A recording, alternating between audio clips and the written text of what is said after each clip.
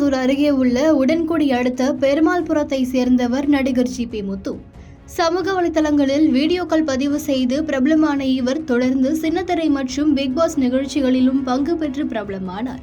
இவர் வசிக்கும் அதே பகுதியில் முத்து மகேஷ் என்பவரும் வசித்து வருகிறார். இவரது மனைவி பாலா அமுதா.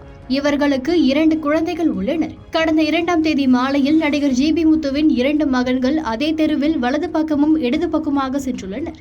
அப்போது அந்த வழியாக வீட்டுக்கு வந்த பாலாமுதாவின் கணவர் முத்து மகேஷ் ரோட்டில் இப்படி ஏன் வருகிறீர்கள் என்று கேட்டுள்ளார்.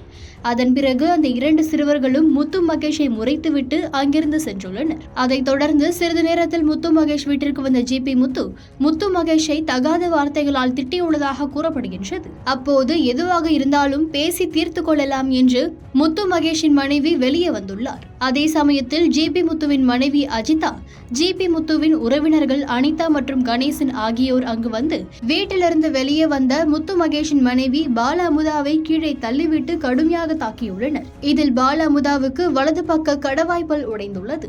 மேலும் பின்பக்க தலையிலும் வலது முழங்காலிலும் காயம் ஏற்பட்டுள்ளது. இதனை அடுத்து 108 ஆம்புலன்ஸ் மூலம் அவரை மீட்டு தூத்துக்குடி அரசு மருத்துவக் கல்லூரி மருத்துவமனைக்கு பாலாமுதாவை சிகிச்சைக்காக அனுப்பி வைத்தனர்.